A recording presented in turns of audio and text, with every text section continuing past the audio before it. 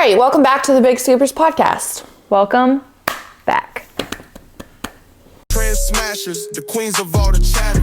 Laughing while we sipping pre-workout, it's a pattern.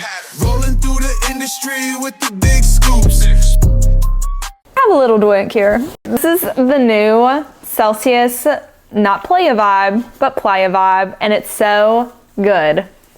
Oh yeah, the crack. Oh, yes. So we don't have this in store quite yet because it's like brand spanking new, but I did get it from Harris Teeter.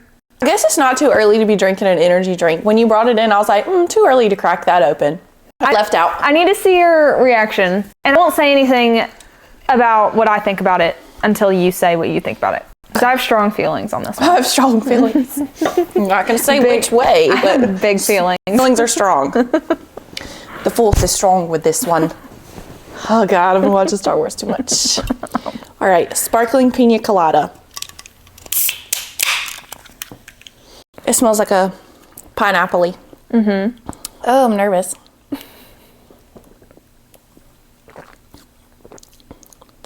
It's so good. I feel like I'm sitting on a beach. Right? I feel like most drinks that are like pineapple whatever, it's like all pineapple. But on the nose, it's pineapple, but like... It's got coconut in there. Yeah. I'm not a big coconut girl, but it makes me feel like a beach. Like I'm on a beach. This is good in like a blended drink. You know, I might would just throw some rum in there. Nobody said you can't. That is good. I like that. I do like that. Mm-hmm. Any weekly update? Really? My sister-in-law got married. Yeah, how'd it go? It went well, thank God. She was happy with it. Did it rain? It rained like right as they pronounced them husband and wife. It just started pouring for like 3 minutes. My husband and I, Giles, we kind of jumped in and did like the coordinating. We pretty much did everything behind the scenes. So, which happy to do, because I don't like stuff like that anyways. If you hadn't been there, it may have been a catastrophe. Yes. Any other updates? I think this is my 14th week out. I think maybe 13th, but so far good. I still have my pancakes every day. I'm waiting for those to be stripped from me. How did the posing coach thing go? Or we fired her? We didn't fire her. She didn't show up though. She did. Okay. She did. She showed up late. So I have a bad history with posing coaches who may or may not be a little bit more on the unreliable side. I am really bad about standing up for myself and saying like, hey, my time's important too. Hey. So my posing coach that I just started with, she had been late, and I think, she probably works with people who are like more flexible, like, hey, I'm running 15 minutes late. Okay, cool. That's fine. Whatever. Like, I'm not doing anything, but like I am doing something. And so like I schedule in blocks, like. But if somebody doesn't have anything to do, she still shouldn't just be showing up late. What if they wanted to nap? I know. I love to schedule in a nap. Love a nap. I'm always penciling in a nap. Right? So this was the first time where I was kind of like, hey, this probably isn't going to be like work out between you and I. Like, I really appreciate your time. But like, I kind of just like told her like, hey, this isn't going to work out. And then she was like, hey, I tried to call you twice. I didn't get any calls. So I was like, okay, weird. What a while. Yeah. So I talked to her and she was like, hey, I'm so sorry. Like, my time management is really bad. And I'm like, okay, well, I'm going to need us to figure that out because I'm busy and have things to do. So we'll just have to see. I had already paid her. So what are your weekly updates? You got any? We got the satellite store set up in Iron House on Sunday. That was fun. Oh. I'm going to, if you want to help me at some point when they come in, I've got lights to put on the shelves. Yes. Yeah. So that's fun. We have cycle bar event coming up in 2 weeks. Are you coming with me at that? Yeah. It's on Saturday. I think it'll be fun. So basically they're doing like there's also a race going on that day or like a half marathon or something, but they're wanting to see if they can be like the pickup location for people to get their bibs. Oh, yeah. But basically it's like an all day spin class. So you have one 60-minute one, a 30, there's like 4 different class or rides that you can do. And then they're just going to have vendors, like obviously Carly with Clean Eats is going to be there. Mm-hmm. Us, a permanent jewelry person, I think. You know where we need to go? This is not TNS related at all, but there's a charm bar. In Greenville, yes. Yeah, I want to go so bad. Okay, but go. Is it expensive? I don't know. The prices were not listed online, and I hate to walk in somewhere and be like, shit, I can't afford this, because I'm still going to buy it. Yeah. Because you're already in there. I've already created my whole charm necklace. $3,000. Yeah, I Where's know. my credit card? Let me get my credit card. $3,000. Wow, that's pocket change. Oh, woof. Yeah. Have you ever done a cycle bar class? Yeah, girl, I used to be a frequent flyer of Greenville Cycle Bar. At Greenville's? In downtown. Yeah, I used to go too. I love a cycling class. Like, when I was doing it every single, or like 3 to 4 times a week, my legs, that was the best my legs have ever looked in my entire life. Yeah. But cycle bar is just so expensive. It's so expensive. I could really come down on those prices a little bit. $69 for unlimited rides per month. For 4 rides monthly, so once a week-ish, it'd be $79 per month. That's outrageous. For A rides, it's $129. For drop-in, it's $27. I don't know. The music, like, really makes it. I'll bet you're in the dark, but the event we're going to, all of the rides are outside, which I think is fun. Fun. Okay. I want to do at least one of them. Yeah, I'll do it with you. I'd love to get into this Janel being on GLP-1s for the past year. Okay, do you know who Who's Janel? Janel is? Janel, like, from Teen Mom? No. So Janelle is from TikTok. She, during like COVID, started doing the bell pepper with the cream cheese and the everything but the bagel seasoning. And you remember the trend where I was like, is it bustin' Janelle? We're up on TikTok. It's all over TikTok. Everybody is pissed. Is she the one who, like, dips all her stuff in, like, cottage cheese and cream cheese and stuff? Or is that somebody else? There's a lot of people that do that. So it's hard to really narrow that down. But essentially who she is she got famous during COVID times because she started doing like keto, I think. So she was like putting cream cheese and everything but the bagel seasoning on like everything that she ate. And she did lose a lot of weight. Then she started selling like her own, I guess, diet plans or something of that nature to people on TikTok. And then she came out this past week and said for the past year she's been on GLP-1s. So people are pissed and they're like, we want our money back. And they're like, you betrayed us, you lied to us, da da da da. I have strong feelings on this because She definitely has lost a lot of weight. she has lost a lot of weight, but she also lost a lot of weight before she ever started taking this GLP-1, and she started making lifestyle changes way before she started taking it. And like, I feel like the reason she started doing it was because there was like some poundage that she was having a hard time losing on her own. Yeah. But that doesn't mean that what she was helping other people do didn't work just because she used something else. And I also feel like most people that you go to who are a nutritionist or things of that nature, especially like in the fitness industry, they're on something. It might not be a GLP-1, but they're usually on something. Yeah. Or have been at some point in their life, you know what I mean? And I feel like people just get really hung up on characters that they find on TikTok, and it's just like their be all end all, like, you know what I mean? Like, they get way too heavily invested in it. Yeah. Like, she doesn't owe you anything. Regardless if she puts her information out online or not, she does not owe anybody her personal business. Yeah. What she chooses to put out there is what she chooses to put out there. Right. And it's up to us, like, as viewers to either, like, investigate or, like, do our own research on stuff like that. Yeah, and everybody's like, she should give people money back who bought her plan.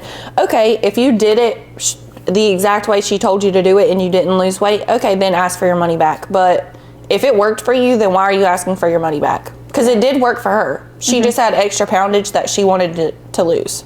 Yeah. And also, I don't know if she's like an actual, like, I think, is it the dietitian is like the actual board certified?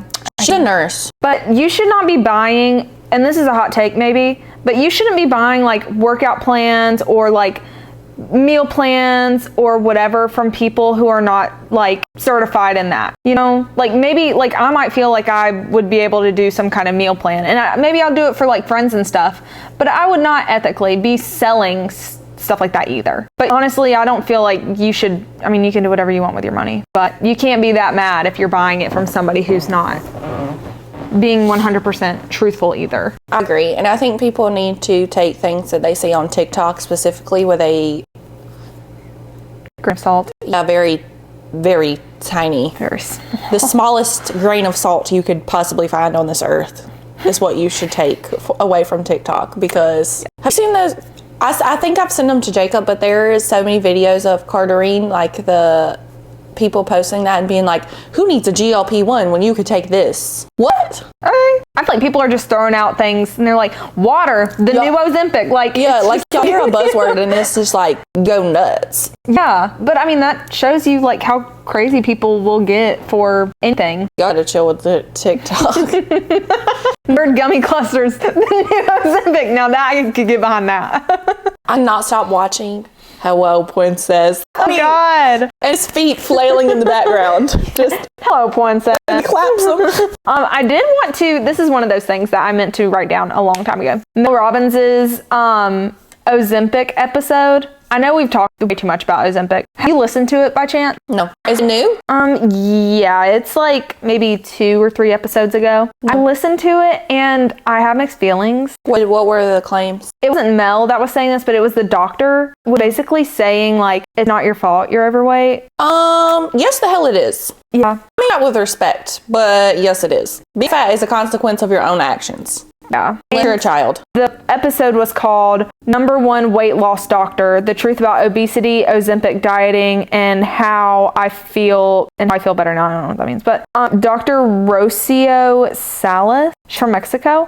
I believe. There's some things that she did say that I was like, oh yeah, like I can get behind that. But I just didn't like how she said that being obese or being overweight was not your fault. In what way is it not your fault? What are the excuses behind that? Because she's saying there's genetic issues, which, like, to be fair, you cannot control your genetics. However, I'm a perfect example of that. My family has been like skinny growing up. Like my grandma, my mom, like they were always skinny growing up. I was the opposite. I was not. And when they got over 30, they started gaining weight. Okay, well, like I'm trying not to do that. I think to an extent, yes, genetics play a factor, but at the same time, yeah. And like they were talking about PCOS, which I'm not super. We need to do research on that. But it seems to be a common theme of. Yeah. Yes, I know. I just don't agree with. I think you may have to sacrifice some stuff to be able to eat healthier food, or you may have to sacrifice some things to be able to have a gym membership, but a gym membership's damn $10. So like, I hear Chick-fil-A orders more than that. Don't play with me. I also made this TikTok the other day. You might not have seen it because, you know, I'm not really famous on there yet. I have a strong feeling about this because I saw this post. Mm-hmm. You may have also saw the same post where it was like this guy posting and saying, tell me again how you have all of these excuses as to why you can't do it. And I get the sentiment behind telling people they need to stop having excuses, right? But also want to say that people who have jobs outside of the fitness industry, it's not an excuse, but you have a life outside of going to the gym.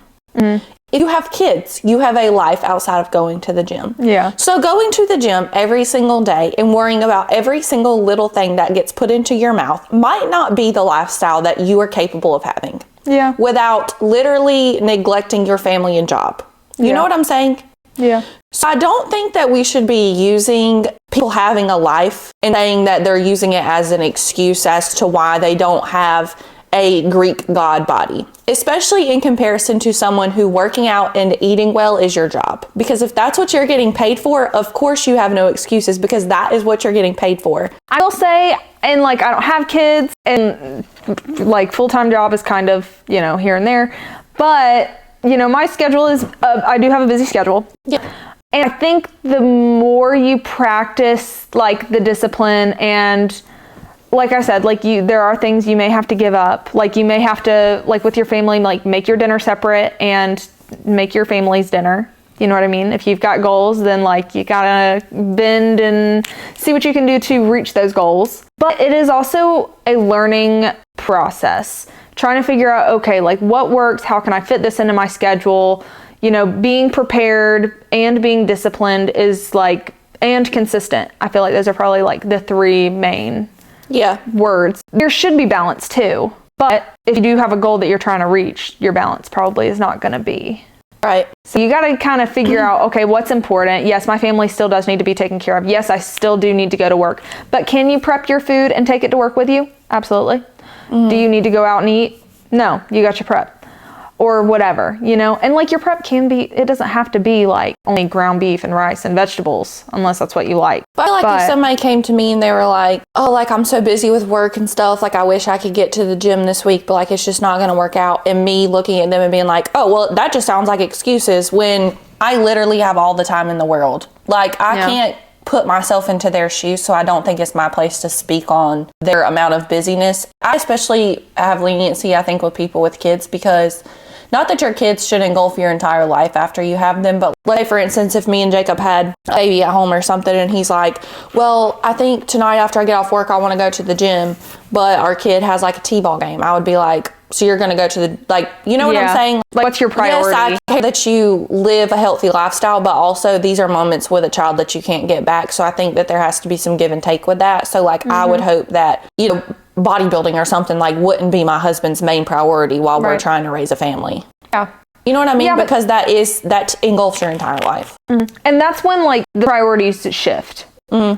You can still be healthy and like lead a healthy life, but your goal may not be to like be super shredded. You know what I mean? Yeah. Your goal is to stay healthy, but also raise your family. Yeah. And I feel like in that instance, like, yes, people can do bodybuilding and have kids. I'm not saying that you can't, but it does seem like a lot, especially if you have an actual job and things like that. Even just having a job, you hardly get to see your kids, right? And I feel like if somebody with kids was like, yeah, I wish I could compete, but you know, it just like isn't perfect timing or whatever. I don't feel like that's an excuse. I feel like that's them saying I'm prioritizing my family over bodybuilding. I feel like that's an excuse. No. And dare I say, what you put into your mouth is maybe a little bit more important than making sure you're getting to the gym. Oh, yeah. 5 to 6 days a week. I feel like diet is always something that you control, but like making the time to go to the gym sometimes isn't always plausible for people. Right. And that's understandable. I can understand that. I really was thinking about this week, the bathing suit thing. Okay. I feel like bathing suits are very hard for me to find, not just because I'm very long and lengthy and a little bit curvy. I wouldn't say I'm like, you know, bodacious or anything, but I got a few curves on me. I can't really get bathing suits from Shein anymore. I can't be walking around in a thong bathing suit. Like I don't need something that's riding on my butt crack, but also don't want to be wearing like a grandma bathing suit. What age do you feel like that changes? Because I also know like 45-year-olds who are definitely walking around in something that I probably would never put on my body. You know what I'm saying? It's just a personal preference, or not that it has to be up to date with what everyone else perceives is okay for your age. But what would you say like socially acceptable? What our age should we be wearing? I love seeing someone's whole ass out. I just don't like it. I don't love seeing my own. The bathing suits they make, my butt crack eats them. Yeah. Just literally munching on that thing. Yes. Oh my God, please. That's enough. Even like the high-waisted bathing suits are like that. Because I bought some for when I went to Hawaii, but I bought like a high-waisted bathing suit and I didn't realize that it was going to be up my butt. I mean, Hawaii would be the perfect place for, you know, because everybody's butt is out and like wearing minimal clothing anyways. Nobody cares. Like here, absolutely not. If I went to the pool or like the lake here, no. I cannot find bathing suits. Some of my underwear, I'll put my underwear on and I'm like, this would be a perfect bathing suit. Why do they not make a bathing suit that looks just like this? I feel so comfortable in this. Have you looked at like at Aerie? Aerie usually has good bathing suits. I need to go look there. I feel like there's not a lot of in between. It's either slutty or a grandma. And also, I would love to rock a one piece, like a cute little one piece. Yeah. Oh, cheeks would be munching. Yeah. They go straight up my butt crack. Well, and up my cooter. Oh, God. I was going to say, you have a long torso though, right? Yeah. Prom was this weekend, or I think for most schools. Did you go to prom? Yeah. Me and Giles went. Oh, so I know. Cute. I didn't like our prom because they played trap music the whole time. Didn't play a single song that I knew. Did you go to prom all 4 years of high school? I went for senior. They only did seniors, and then if a senior invited a junior. Dang, that's crazy. A lot of schools are juniors and seniors, but ours you could go any year, but it's just because we have a small school. We had like 600 people graduate from our class. That's crazy. Our graduation was long. Crazy. Seems like they're just wearing like maxi dresses these days. Yeah, some of them are, and then other ones I don't know. I feel like when I went to prom, everybody's dresses tended to be like along the same lines of each other. But now it's like I see so many different vibes going on. Yeah. What was your favorite dress Or we only went once. You only went once. Dang. No. So 3 times. That's crazy. My dress had potential to be very cool. I'll show you. Did you eat down? What? Did you eat down? What does that mean? Oh. What does that mean? Eat down, like you ate it up. If it was fitted better, it would have been. But I bought it from a Chinese website that made dresses that were like dupes of celebrities' dresses. Oh. So there was a dress that Blake Lively wore. The things that have happened with her really hurt my soul because I used to be so obsessed with her. Now, I know. So this was the dress. My first year prom dress was the god-awfulest thing I've ever seen in my life. You win some, you lose some. No. Have you watched Star Wars? Oh, Bailey. I just cannot get into it. I was telling Jacob yesterday, this is also not related. New fear unlocked. Leopard seals. Look them up. They're terrifying. The ones that eat the penguins? Yeah, they'll slide up on the ice and snatch the penguin. Yes, unfortunately, I went down a deep rabbit hole of leopard seals.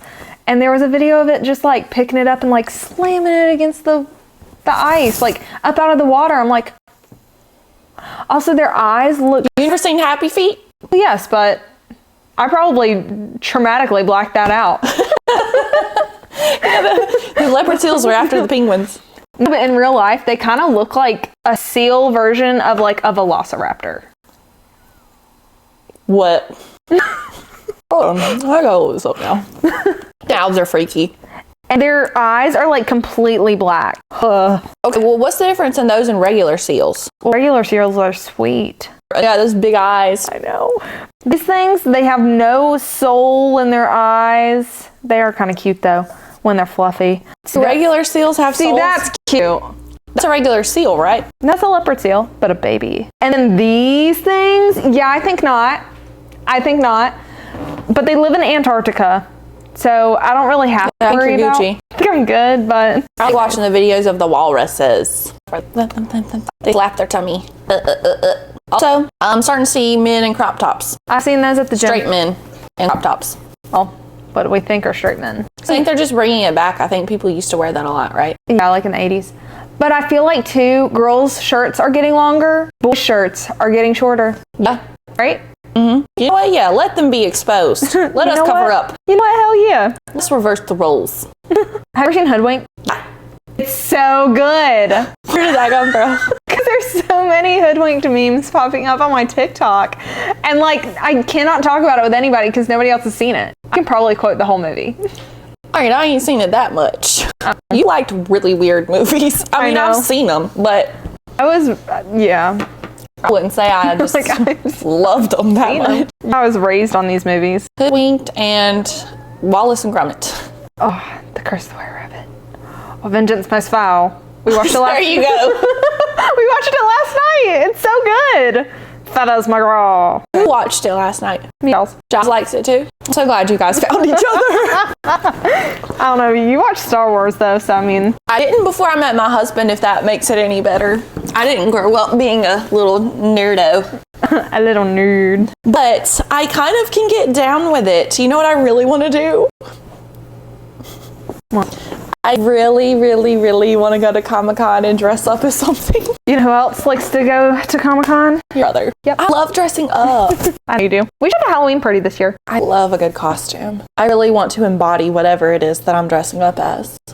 What was your best Halloween costume ever? So last year I was Murder on the Dance Floor. You know the song? Yeah. It's a murder on the dance floor. So I dressed up as that, and then my friend dressed up as It's Raining Men. Her costume was better than mine, but that was probably the most creative that I've done. I like it. Yeah, I haven't done like very many like Halloween parties. I think the reason I did is because in Columbia it's not just Halloween, it's Halloween. We have an outfit for every day of the week. Yeah, that's crazy. I dressed up as Kesha. I dressed up as Karen from Mean Girls. Are you serious? I wore a black dress with a backwards K on my chest. Of course. I love that. That one was a group costume. I think my best one was a pirate, just because I really ate that costume down.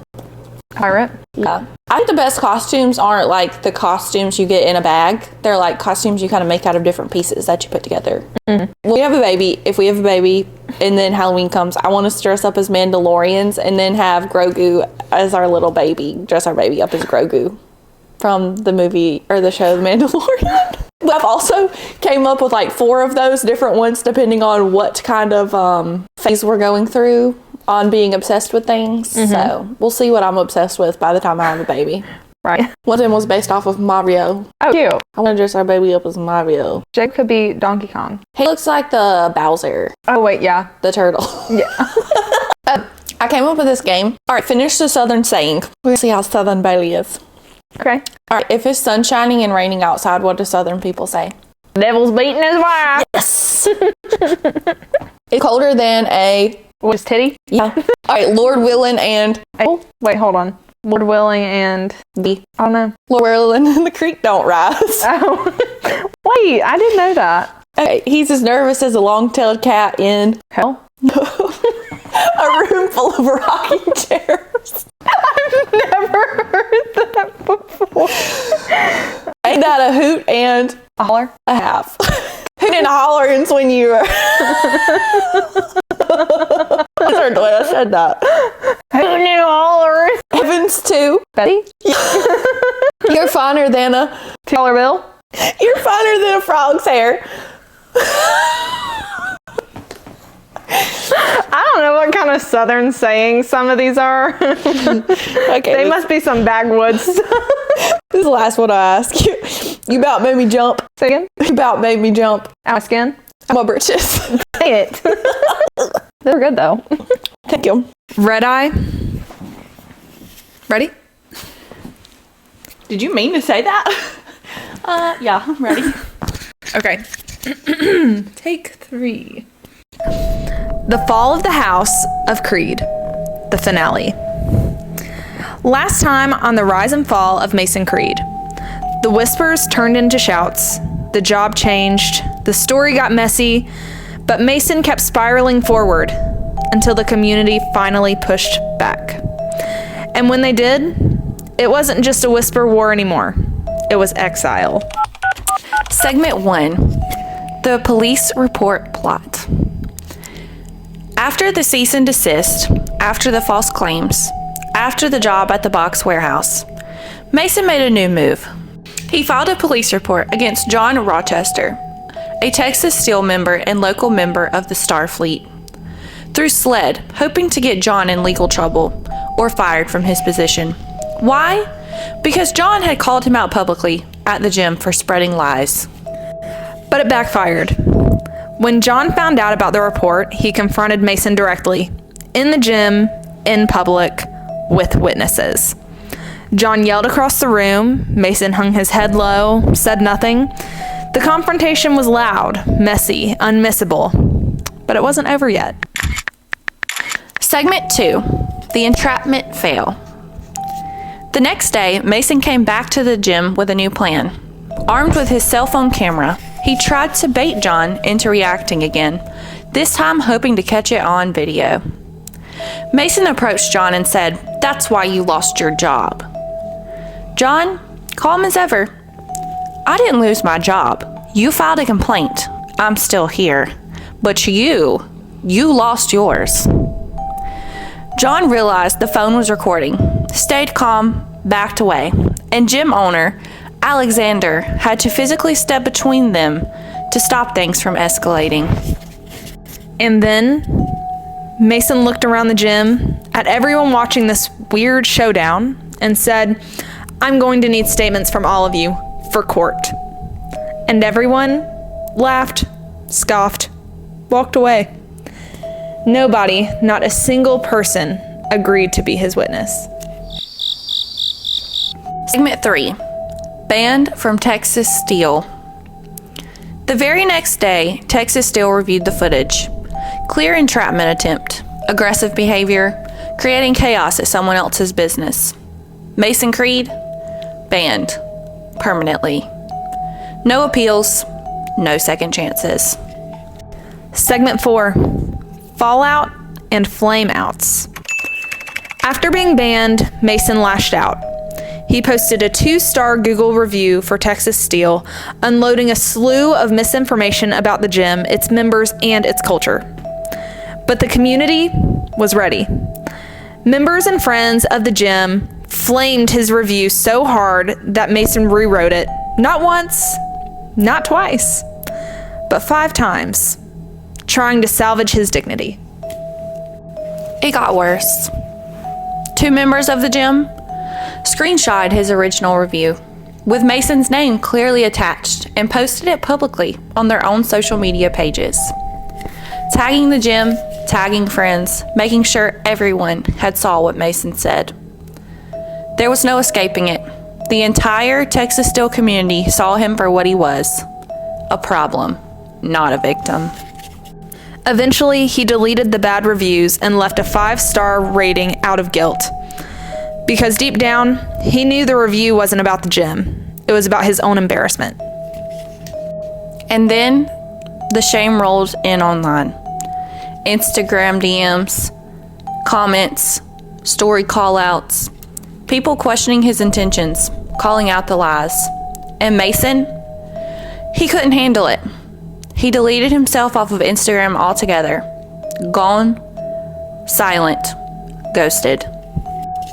The final segment, the lesson. Mason Creed didn't disappear because people bullied him. He disappeared because his own choices caught up with him. Every lie, every whisper, every bad faith move. It wasn't one moment that ended Mason's reign of chaos. It was every moment he refused to take responsibility for. The lesson here, character always catches up with you. You can fool people for a while. You can curate a persona. The community sees through it, and no amount of Instagram quotes can fix a burned bridge. If Mason had stopped, reflected, taken real accountability, maybe this story would have ended differently. But instead, he wrote his own ending. And it didn't need enemies, it just needed him. This was the rise and fall of Mason Creed. Thanks for listening to The Big Scoopers, where the truth always finds a way out, and the scoop will always stay a little messy. Dun, dun, dun. Hey, slay. Thank you for listening to this episode of the Big Scoopers podcast. If you liked it and would like to see more, you can follow us. You can find us on Spotify, Apple Podcasts, and YouTube. We also have Instagram, Twitter, X, and TikTok. It'll all be linked below. Thanks. Bye. While we sipping pre-workout, it's a pattern. Rolling through the industry with the big scoops.